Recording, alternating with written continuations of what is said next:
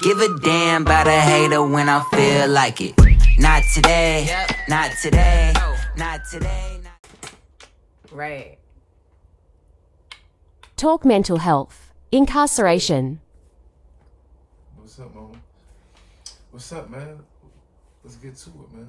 Let's get to it. What does that even mean? Like, do you have something that you want to say? I don't know. Let's just, So what is it that we really should be talking about right now? Like, I'm gonna take the wheel. As a person that just freshly got out of county. Let's talk about it. Talk about that. Let's talk about mental health and just about caring for yourself. What was your first squat like?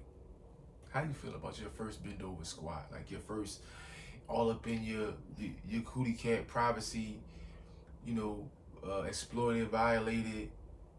What was that like to be bare all to a stranger in a system that I'm sure that you felt adamantly and vehemently about prior to? I think that this is not my first time having to do such.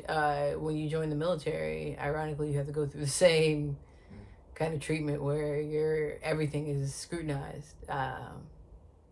Feeling like an animal or, a piece of property.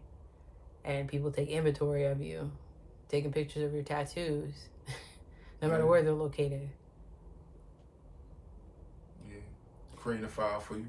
Yep. So going through it in this state, because for me, I was already not really having a great go of it, mentally. I don't really know how. I just kind of ever since I had that manic episode last year, it's been a touch and go kind of situation with my mental health and me managing my own self, in the most purest ways. So spending 4 weeks in county off of a fraudulent trespassing charge when I literally just came to sit there and meditate and watch the sunrise and witness a storm rolling in at the same time. But being told that my presence was not warranted. So when you got into the county, as far as the county jail is concerned, I know it's different from the state. It might be not as therapeutic in a setting or how they address or treat you. So once you wind up getting in the moments where, those heightened things that might trigger things or be non-conducive to your mental health state, and you realize ain't nobody around. Ain't no mom, ain't no dad, ain't no friends, nobody coming. You scream, you can cry, kick, you do whatever you want, you can't win. Right. You are just a carcass. Right. So you are stuck in that moment. And in that moment of helplessness, not complete helplessness, but realizing the severity of how much helpless you are in that moment. Right. What did that feel like, and what did you do, or what did it look like as you were working through that? If I'm being honest, the whole entire thing just felt like a joke. It felt like a really bad joke. And I say that to say it's everything you could have thought of, when you think of jail. You think about this dirty place with this confined space with shitty lighting and weird smells and just not nice people. What type of smells? I mean, you name it. If you could guess. If you could just create a gumbo of smells. You don't really have to imagine too hard. Think about anything that smells like the remnants of human feces. Thinking about shit and hair grease. Right. Deodorant. Just other items to mask the smell of funk. You hope that you get somebody that decides to use bleach. Did you notice a bunch of boogers and snot on walls? You notice everything from the graffiti that says hell on earth to people pointing to the windows, people writing the names of their children. Blood boogers on the walls, the worst. I don't even.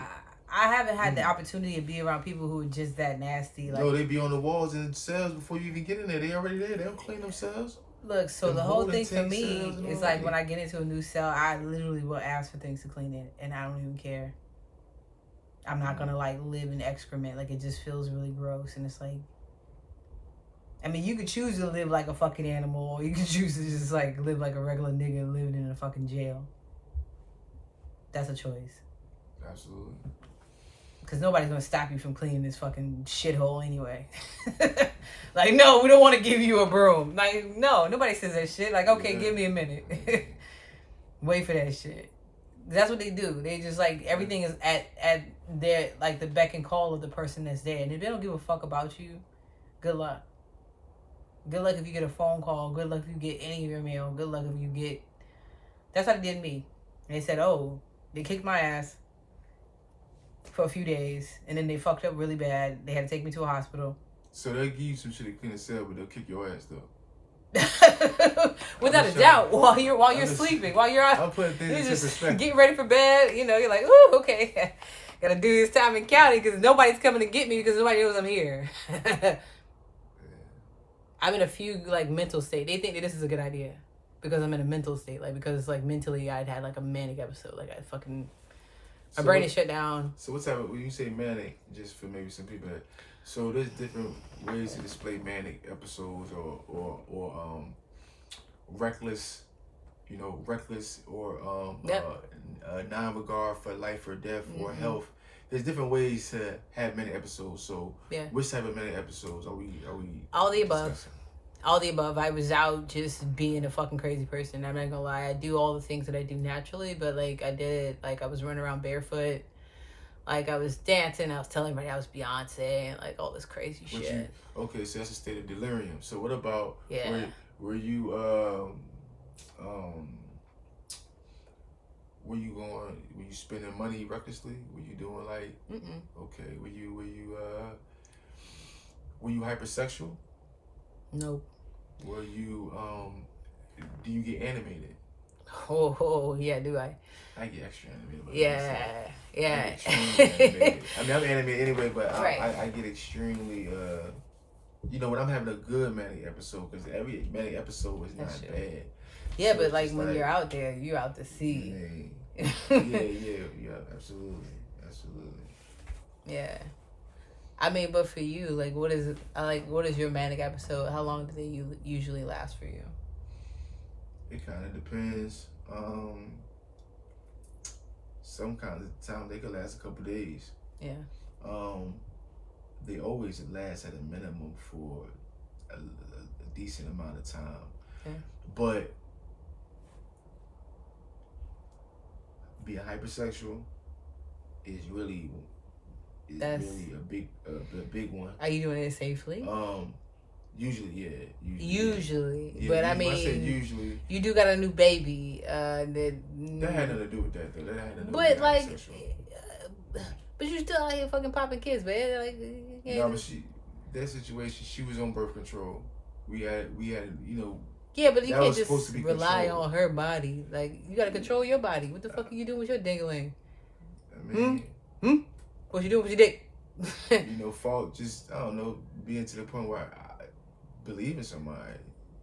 I mean, unless y'all like, I like some baby packs. Like, oh, we're both single and I'm 34 and a half.